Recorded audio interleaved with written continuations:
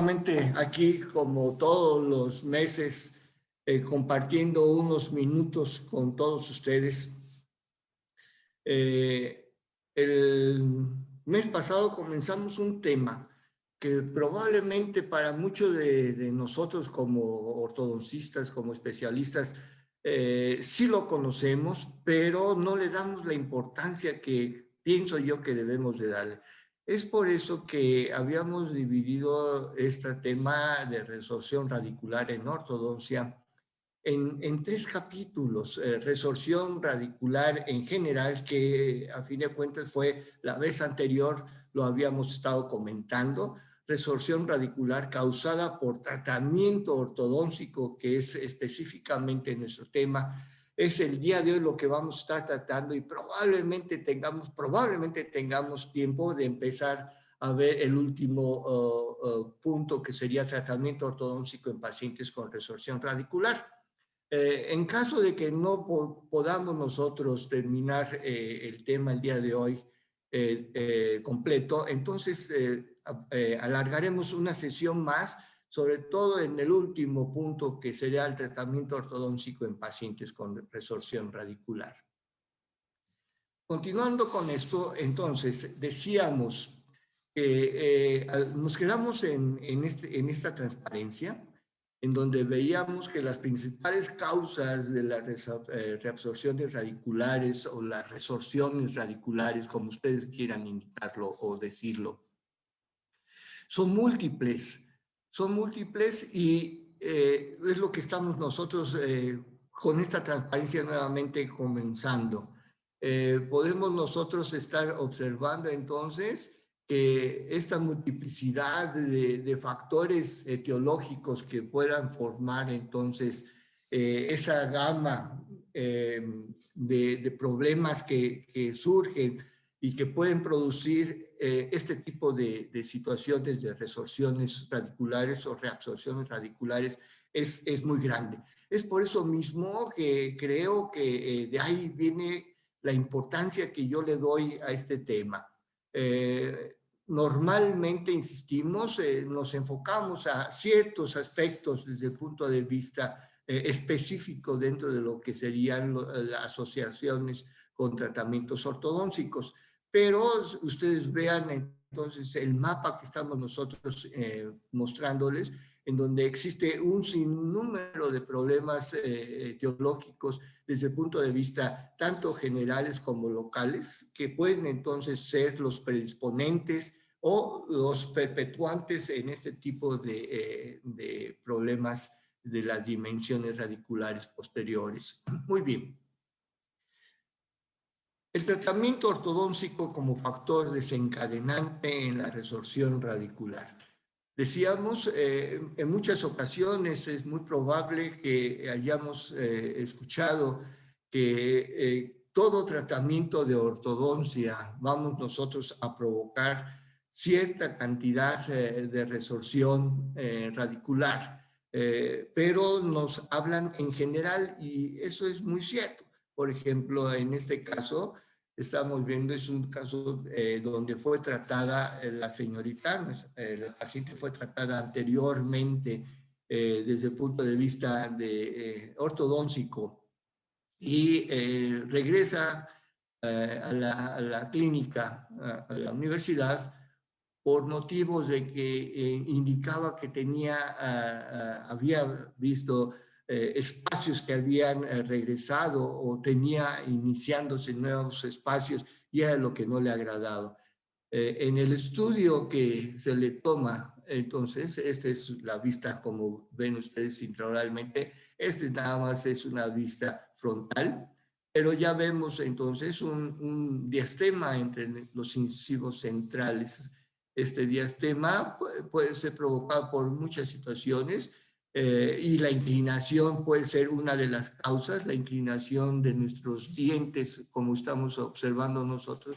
Aparentemente tenemos una inclinación hacia distal de los dos centrales, lo cual pudo haber sido la causa de este espacio, pero desde el punto de vista ya general teníamos espacios también muy amplios entre los segundos premolares, superiores y los caninos. Este tratamiento fue llevado con extracciones de primeros premolares superiores.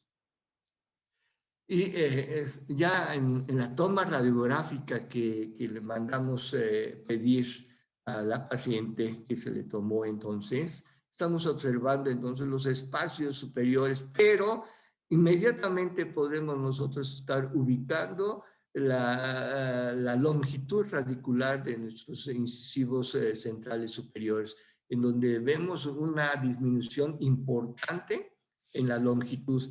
En las preguntas clínicas que nosotros le hicimos a la señorita en el momento de la primera entrevista, comentamos acerca de que si ella se recordaba de que tuviese raíces cortas en un principio, ¿no? Y nos relataba que no recordaba, únicamente recordaba que habían sido muchos los años que había tenido el tratamiento de ortodoncia.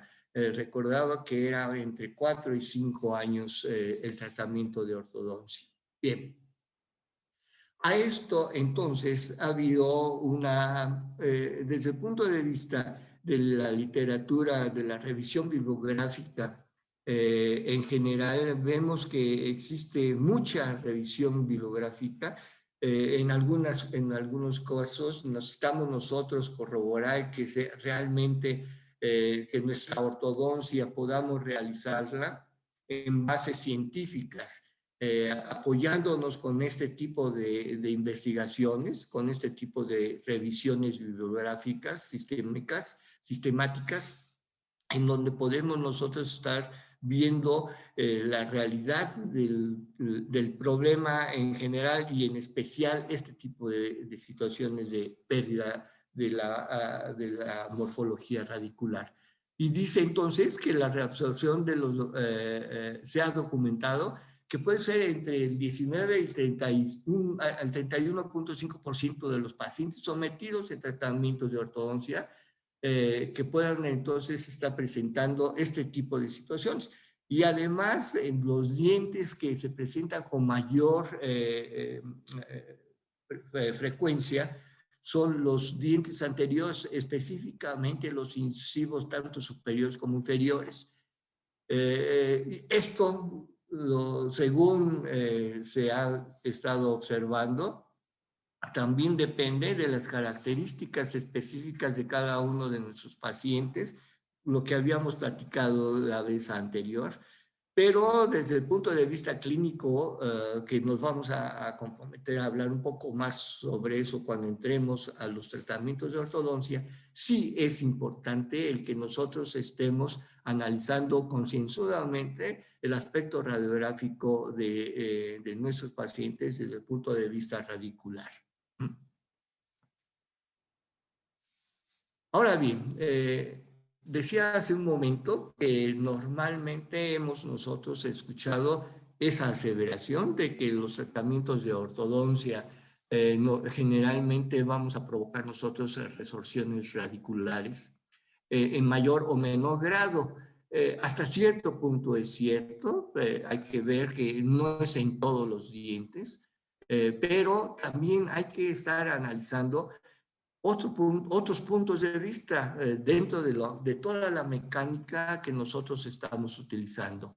Y esto es importante estarlos comentando porque desde el punto de vista mecánico ya específicamente hemos estado escuchando acerca de la relación directa sobre la disminución o la pérdida de cantidad radicular de nuestros dientes desde el punto de vista de la aplicación de fuerzas, si son fuerzas pesadas o si son fuerzas ligeras. Entonces, este es el punto que con mayor frecuencia nosotros hemos escuchado dentro de las explicaciones más directas que nosotros hemos encontrado. Sin embargo, nosotros podemos estar observando que aparte de eso, de las fuerzas ligeras y las fuerzas pesadas, cuáles son las más destructivas para, para mantener esa longitud o perder esa longitud. Entonces, tenemos que, parte de esas situaciones de estar estudiando las fuerzas ligeras y contra las fuerzas pesadas, también estamos encontrando dentro de la literatura las relaciones entre fuerzas continuas y fuerzas intermitentes que puedan estar entonces provocando esta disminución de la morfología radicular. También la duración de la aplicación de las fuerzas intrusivas, las fuerzas extrusivas. Como ustedes están observando, los 5 puntos primeros, que están divididos entre 8 puntos aproximadamente distintos, estamos hablando de fuerzas. Entonces nosotros debemos de tomar en cuenta muy en serio la intensidad de la fuerza que nosotros estamos aplicando, la continuidad de esas fuerzas y también qué tanto tiempo estamos nosotros aplicando esas fuerzas. Entonces también estamos hablando o podemos encontrar dentro de la literatura en la investigación retracción en 2 fases contra retracción en masa. La expansión rápida palatina, brackets convencionales con brackets de autoligado, tratamientos con alineadores. Podríamos muchos de nosotros pensar que los tratamientos con alineadores, debido a que el impacto de fuerza es menor, no puede provocar estas situaciones, o en la actualidad el aspecto del tratamiento conjunto ortodóntico quirúrgico con este tipo de corticotomías. Cada una de ellas tendrá entonces la necesidad de que nosotros valoremos dependiendo de las necesidades también de cada uno de nuestros pacientes. Entonces, si nosotros empezamos a evaluar o analizar cada uno de ellos, debemos de recordar la respuesta biológica que va a presentar nuestros dientes con respecto a la aplicación que nosotros estamos dando en los tratamientos de ortodoncia a cada uno de ellos. Entonces, recordando esto, este esquema en donde vemos este esquema de flujo, en donde vemos que el doctor Mustafa nos indica de una manera, siento yo, muy sencilla, muy práctica, para que podamos nosotros siempre recordar en ciertas situaciones, no tan, no conociendo a fondo cada uno de ellos, pero sí en general, que es lo que para mí creo que le da importancia este esquema de flujo. Debemos de recordar que nosotros podemos aplicar fuerzas de presión y de tensión. Esa sería una de las hipótesis que tenemos nosotros en la situación del movimiento dental. Entonces, dentro de las fuerzas ligeras que tenemos nosotros, podemos tener 2 tipos de respuesta. Podemos tener un tipo de respuesta físico y otro tipo de respuesta químico, que a fin de cuentas van a afectar a las células específicas dentro del ligamento periodontal y que van entonces a provocar inflamación en la área. Decíamos en el mes pasado que el aspecto de resorción radicular debemos de estar muy metidos en el aspecto de que es una relación de inflamación, y eso es lo primero que nosotros estamos provocando. Entonces, si nosotros dentro del primer impacto de fuerza que estamos aplicando en nuestros pacientes, estamos provocando algún tipo de inflamación dentro del espacio del ligamento periodontal, que gracias a esa inflamación se va a presentar entonces la resorción radicular. También gracias a esa inflamación puede entonces presentarse la pérdida radicular. Entonces van de la mano, de ahí la importancia que yo le doy al tema de resorción radicular. De ahí entonces también el hecho de que nosotros debemos de estar analizando concienzudamente a cada uno de nuestros pacientes desde el punto de vista clínico para ver qué tipo de fuerzas, qué tipo de mecánicas, qué tipo de directrices vamos a nosotros a tomar en cada uno de ellos porque el plan de tratamiento que tengamos nosotros va a ser necesario, específico para cada uno de ellos. Entonces decíamos, una de las situaciones de las respuestas que vamos a tener serán de las respuestas físicas, y esto es una respuesta, en una primera instancia, una respuesta piezoeléctrica, o sea, esa modificación de las membranas provocadas por el cambio de polaridad en esas membranas celulares. El otro aspecto desde el punto de vista de aplicación de fuerzas ligeras, indicábamos entonces, serán desde el punto de vista químico. Y decimos entonces que las prostaglandinas, específicamente la PGE3, la PGE2, van a estar presentes en el área en donde vamos nosotros a encontrar inflamación. Esto es un factor importante, decíamos, y esto entonces desencadena todo lo que es el círculo de activación de las células específicas que vamos nosotros a provocar la resorción ósea, que sin embargo también es un factor que también, insisto, va a producir la formación de odontoclastos que vaya entonces a perjudicar la raíz de nuestros dientes. Y el otro aspecto es la aplicación de fuerzas pesadas. Entonces, nosotros a aplicar una fuerza pesada, estamos hablando probablemente en un movimiento de deslizamiento horizontal, vamos a estar pensando que sea desde el punto de vista mecánico, la distalización de un canino. Estamos nosotros, nos recomiendan que sean de 2 onzas a 3 onzas máximo la aplicación de las fuerzas para que podamos nosotros realizar un movimiento continuo con fuerzas aproximadas de la cantidad de la masa volumétrica que presenta la raíz del canino.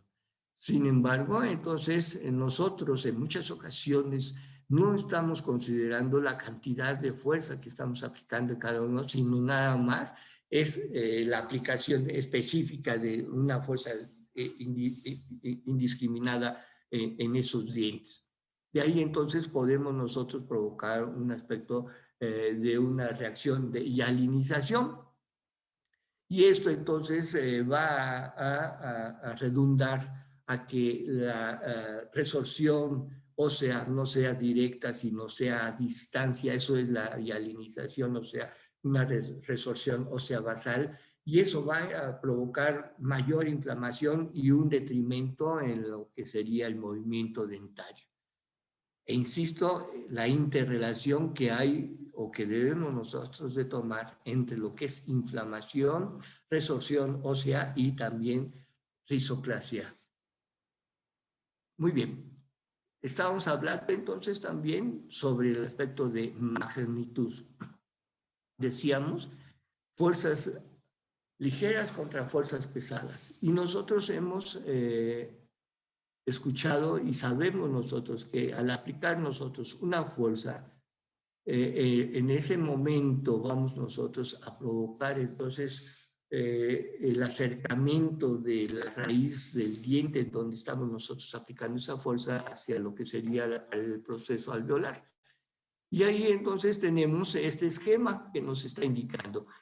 Una fuerza ligera va a provocar entonces, durante el tiempo que nosotros estemos utilizando esa fuerza, un movimiento continuo, una respuesta continua de esa fuerza ligera.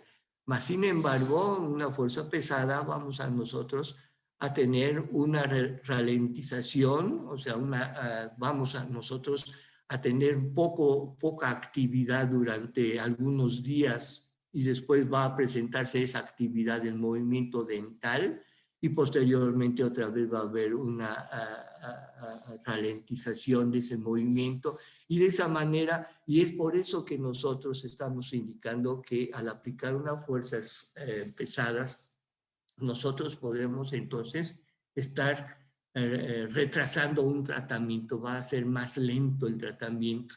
Y esa es una de las consecuencias que nosotros debemos estar considerando para que en la actualidad saben ustedes que lo primero que nos piden nuestros pacientes es que cuánto tiempo va a ser el tratamiento, y entre menor tiempo nosotros podamos estar utilizando para desarrollar un tratamiento específico, el paciente va a tener una mejor respuesta en todos los aspectos. Entonces, algunas investigaciones, en este caso, Petranio Kuhl y colaboradores evaluaron la cantidad de resorción después de la aplicación de fuerzas controladas, ya sean ligeras o pesadas, en dirección vestibular. Y lo hicieron a las 4, 8 y 12 semanas esa revisión radicular sobre dientes que iban a ser extraídos por pacientes, en donde se establecía dentro del plan de tratamiento que esos dientes iban a ser extraídos para el tratamiento terapéutico de nuestros pacientes, para el tratamiento. Muy bien. Ellos encontraron diferencias significativas entre la cantidad de fuerza aplicada y donde encontraron que la menor resorción era en el grupo de fuerzas ligeras. Ahora bien, también el ritmo de aplicación. Debemos de estar considerando fuerzas continuas o fuerzas intermitentes. Perdón. Y esto, lo que hemos estado también escuchando constantemente, es que lo mejor para nuestros pacientes será el aplicar fuerzas continuas y ligeras. Mas, sin embargo, dentro de esa revisión sistemática de la literatura, estamos encontrando que hay también investigaciones en donde indican que nosotros deberíamos de estar aplicando, en lugar de fuerzas continuas, deberíamos de estar aplicando fuerzas intermitentes, y esto permitiría entonces al organismo de nuestro paciente el que no estuviera constantemente irritado esa zona y así poder evitar inflamación y consecuentemente una probable resorción radicular. Entonces, hace un momento veíamos otra imagen, aquí vemos otra situación interesante en donde debemos de estar comentando que nosotros es difícil que un solo arco podamos nosotros encontrar ese arco ideal, que podamos nosotros estar aplicando constantemente la misma cantidad de fuerza. Aún así, aunque nosotros en la actualidad tenemos muchos materiales en donde el aspecto tecnológico nos ha ayudado a poder estar manejando en específico, sería en los alambres que nosotros utilizamos como arcos principales, la aleación de níquel-titanio, que nos dicen que tiene una memoria y tiene otras características físicas importantes. Aún así, debemos también estar considerando que estos alambres, conforme vaya habiendo ese movimiento dentario, también va a ir perdiendo esa cantidad de fuerza que en un inicio aplicamos. Es por eso que un arco ideal, un alambre ideal, hasta en la actualidad no lo hemos encontrado. Bien, esta situación, a diferencia de hace un momento, entonces tenemos la aplicación de fuerzas intermitentes. Entonces, esa fuerza intermitente no es constante y eso es lo que aluden estos investigadores, que puede ser entonces benéfico desde el punto de vista de evitar pérdida de la anatomía radicular. Y por último, las fuerzas interrumpidas. Estas son que las activamos y dejamos de aplicar y pasa un periodo de tiempo y luego otra vez volvemos a activar y luego se pierde esa situación. Entonces, esto es lo que nosotros debemos de estar considerando, cuál serían las fuerzas más importantes. Y la duración de la aplicación de las fuerzas también es algo que nosotros debemos de estar considerando. Hace un momento les comentaba el tiempo de aplicación, la duración de las fuerzas. Si nosotros sabemos que debemos estar aplicando, por un lado, un grupo que en la actualidad es lo que nosotros manejamos, unas fuerzas continuas, unas fuerzas continuas ligeras. Entonces, esas fuerzas continuas y ligeras, a fin de cuentas, se vuelven fuerzas discontinuas y ligeras, porque en el primer momento que aplicamos esa fuerza, entonces va a haber un impacto de determinado número, gramos fuerza que tengamos, o de newtons, o de onzas, como ustedes quieran manejar. Pero ese arco que nosotros colocamos, conforme va pasando, la respuesta natural del diente va a hacer que vaya disminuyendo también la intensidad de esa fuerza, y entonces estamos viendo que realmente no es una fuerza continua, sino es una fuerza intermitente que irá disminuyendo esas fuerzas para la aplicación. Entonces, este análisis debemos nosotros de estarlo revisando. Ahora bien, la duración de la aplicación de la fuerza también debemos estarla considerando desde el punto de vista de la duración del tratamiento. Esta otra radiografía, en donde estas dos radiografías que estamos presentándoles ahora en estos momentos, estamos viendo entonces la inicial y al final del tratamiento de ortodoncia. Y vemos entonces la afectación radicular en la mayoría de las raíces. También vemos una mayor afectación en lo que sería el central y los laterales superiores, y en algunos dientes inferiores. En general tenemos resorción.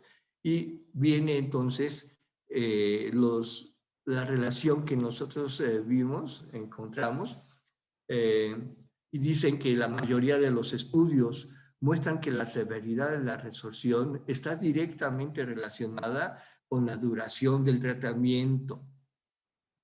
Y esos mismos artículos nos indican que se reporta que cuando tenemos nosotros un tratamiento de un año, entre un año y año y medio, tenemos un porcentaje de un 40% de pacientes en reabsorción de dientes no completa, pero no en todos los dientes, pero sí en algunos dientes. Pero conforme va aumentando la cantidad de años, va aumentando también el porcentaje de pérdida radicular. Y es por eso que dicen que en un 70% cuando son 2 años, un 80% en 3 años, y cuando los tratamientos son muy largos, en este caso indican 7 años, el 100% de los pacientes presentaron algunas pérdidas radiculares importantes. También otra vez el estudio de Patenjak-Kuhl y colaboradores evaluaron la cantidad de la resorción después de la aplicación de fuerzas controladas, ligeras y pesadas en dirección vestibular a las 4, 8 y 12 semanas. Estamos hablando, insistimos nuevamente, en la duración del tratamiento. Y aquí también nos están mostrando que existieron diferencias significativas entre los distintos periodos de tiempo, encontrándose que es menos la resorción en grupos de fuerza que fueron menos largas de duración, o viceversa. En los grupos de fuerza de larga duración encontraron mayor resorción radicular. Ahora, otro punto importante ahora, entonces, movimientos intrusivos. Sabemos nosotros que estos movimientos y las fuerzas que aplicamos van a ser directamente proporcionales a la cantidad probablemente de pérdida radicular. Y entonces el doctor Ricketts, igual que otros doctores, nos indicaron las fuerzas que ellos creían necesarias para estar realizando ese tipo de movimientos. Y el doctor entonces nos indicaba, dependiendo entonces de el área confrontada, cuánta fuerza debemos estar aplicando, y entonces nos dijo que en los dientes, en los incisivos inferiores, por cada uno de los dientes deberíamos estar aplicando aproximadamente 20 gramos de fuerza. 20 gramos, doctores, doctoras. Y en total los 4 incisivos serían de 80 a 100 gramos de fuerza. Esto es importante, insistimos, debemos estar analizando cuánta fuerza estamos aplicando. Y la intrusión en los incisivos, nos decía el doctor Ricketts, que por un incisivo serían aproximadamente 40 gramos y entonces por 4 incisivos serían entre 160 a 200 gramos. Eso sería la fuerza desde el punto de vista del doctor Ríquez que deberíamos estar aplicando. Entonces se han hecho muchos estudios, dentro de ellos algunas mecánicas que nosotros utilizamos.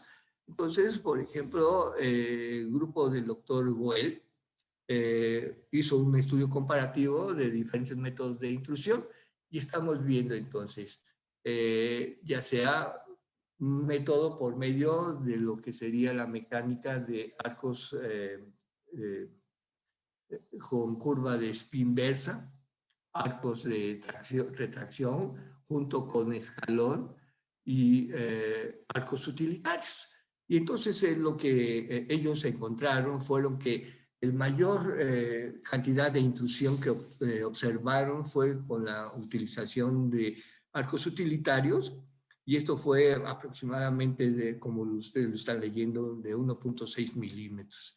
El de intrusión y retracción, el de la imagen del centro de 1.25 y el de curva de Spee de 0.7 milímetros. Estos fueron, sus diferencias fueron estadísticamente significativas.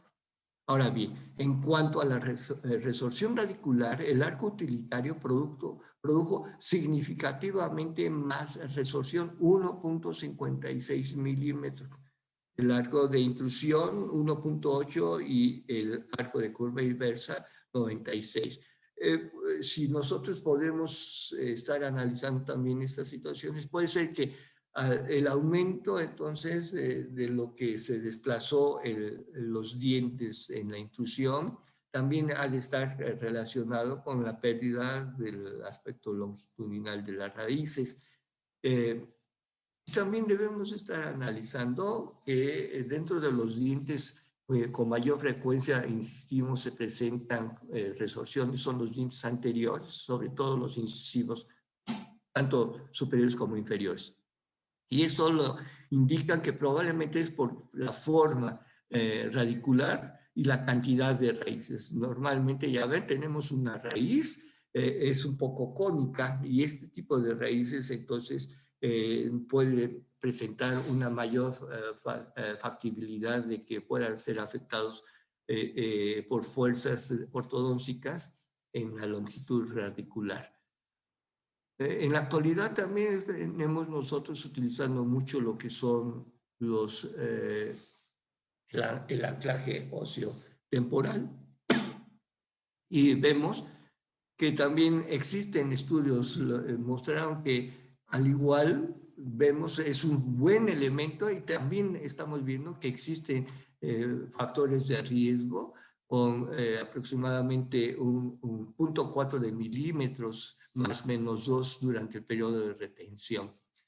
Entonces debemos de estar viendo que estas situaciones, cualquier mecánica que nosotros estemos utilizando, fuerzas extrusivas, se dice también entonces que las fuerzas extrusivas son las que menos van a impactar en lo que sería la configuración anatómica de las raíces de nuestros dientes.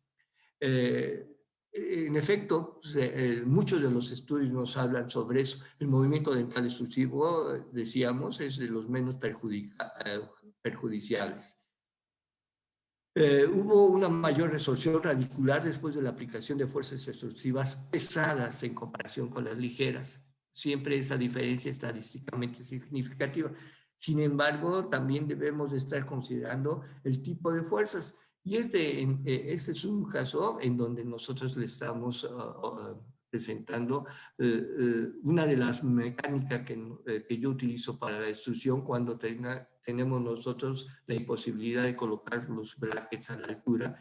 Entonces pongo yo sobre las aletas superiores el arco principal y provoco entonces las fuerzas que me van a ayudar la extrusión de los dientes. La resorción radicular está sujeta a variaciones individuales, sabemos bien, el doctor Hahn nos está indicando eso. Los autores encontraron diferencias significativas entre los dientes intruidos y los de control. pero no entre los dientes extruidos y los de control. Eso es interesante.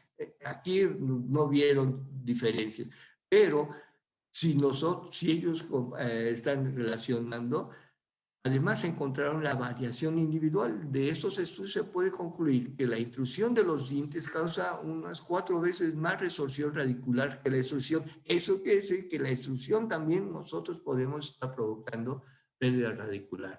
Retracción en 2 fases. Esto es, primera, ya sea distalización de caninos y después retracción del grupo incisal o retracción de todos los dientes anteriores de canino a canino. A fin de cuentas, la ortodoncia, sabemos que su esencia es el buen manejo de los espacios. Concluyen que el doctor también, otros estudios que realizaron el doctor Juan y sus colaboradores, concluyeron que la resorción radicular apical externa, no existen diferencias estadísticamente significativas entre ambos procedimientos. Los dos podemos nosotros estar utilizando. Observaron que la reabsorción radicular fue mayor en los incisivos superiores que en los inferiores, siendo los laterales más susceptibles que los centrales. Los laterales hay que tener cuidado con ellos. La resorción total con ambas modalidades de tratamiento fue pequeña, encontrándose dentro de los límites.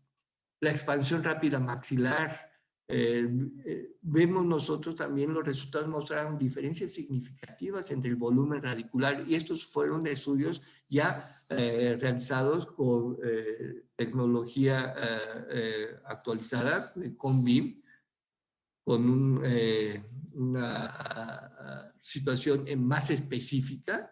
Encontraron entonces los mayores descensos fueron observados en raíz mesiovestibular del primer molar superior y el menor fue la distovestibular. Las tomografías en la actualidad son necesarias para tener un mejor diagnóstico. Es lo que yo quiero comentar en estos momentos con ustedes. Todos los dientes estudiados sufrieron cambios significativos en el área máxima y cambios volumétricos en comparación con el grupo control. Remolares y molares del grupo de estudio experimental, acortamientos de las raíces de 0.36 a 0.52. La reabsorción se produjo principalmente en los ápices y en las caras vestibulares. Esto es lo importante. Entonces, todas las mecánicas que tenemos nosotros que utilizar siempre van a estar ligadas a una situación de riesgo de producir risoplasias. Ahora, brackets convencionales contra brackets de autoligado. Entonces, el autoligado nos indican que va a haber menor influencia de las fuerzas para que podamos realizar movimientos dentarios. Pero como no ha habido muchos cambios con respecto a los convencionales, entonces se observó estos estudios, se compararon desde el punto de vista de CONBIN también, esa resorción radicular apical externa, y entonces vieron que los brackets autoligados parciales y brackets convencionales preajustados, donde realmente después de 6 meses en todos los pacientes se siguió la misma secuencia de arcos en la fase de alineación y nivelación. Los resultados mostraron diferencias significativas en el grado de resorción radicular de ambos grupos. Sin embargo, no se encontraron diferencias al comparar ambos grupos estudiados. Estos tratamientos con alineadores. Les paso este resumen que lo encontré dentro de lo que nosotros convencionalmente podemos encontrarlo en la información en los distintos medios electrónicos. Y dice, un estudio en un paciente, eso es, para mí no vale este estudio, pero sí me dio a dar una importancia aquí en la cabeza de estar analizando. El paciente fue tratado con 27 alineadores en la arcada superior y 24 en la arcada inferior. Al tratamiento de la radiografía panorámica y las periapicales mostraron un acartamiento de raíces de los 4 incisivos superiores de 2 milímetros. Eso fue en ese paciente. Pero luego también hubo otro estudio retrospectivo de 100 pacientes que utilizaron estos elementos de movimientos dentarios. Todos los pacientes tenían el mismo tipo de maloclusión. El 54% de los dientes estudiados no mostró diferencias, pero el 27.7 mostró una reducción entre el 0 y el 10%, el 12% entre el 10 y 20%, y un 6.3% sufrió una reducción considerable mayor del 20%. Entonces, todos los elementos que nosotros estamos utilizando sí pueden provocar ese tipo de pérdida radicular. Por último, las corticotomías con relación a lo que estamos nosotros considerando la pérdida radicular. Este fenómeno de aceleración regional, comentado por el doctor Frost hace 40 años, parece muchos años, pero realmente es muy poco. Probablemente donde ha habido más actividad de estos conocimientos serán en este siglo. Se han mejorado las técnicas y lo importante aquí que se indica que debido a la situación de este fenómeno RAP, entonces nosotros podemos realizar un movimiento más rápido del tal, lo que va a acortar definitivamente el aspecto de la duración del tratamiento. Y eso va a redundar en muchos beneficios, aparentemente, a lo que se ha estado observando. Sin embargo, yo comentaría que debemos nosotros de tomar en cuenta todos los datos que hemos estado analizando para poder ver cuál es el factor más importante que debemos de estar atacando para evitar una mayor pérdida de la longitud radicular. Muy bien, esto es en pocos minutos lo que podríamos en estos momentos estar platicando con ustedes. Mas, sin embargo, estos pocos minutos no me alcanzaron para poder comentar acerca ya de los tratamientos que nosotros, en lo particular que yo realizo en los pacientes con pérdida radicular. La próxima ocasión, el mes que entra, que nos volvamos a encontrar por estos medios, estaremos nosotros presentándoles algunos casos clínicos en donde podremos estar comentando qué es lo que realizamos nosotros y cómo atendemos nosotros este tipo de anomalías en nuestros pacientes con tratamientos o en espera de tratamientos de ortodoncia. Nuevamente les agradezco a todos ustedes el día de hoy el haber acompañados en estos momentos y agradecerles también tanto a la licenciada Dianita como juntos que estamos caminando con Kim Pech para poder ofertarles a ustedes estos minutos de comentarios acerca de ortodoncia. A ustedes les agradezco muchísimo. Muy amables. Gracias.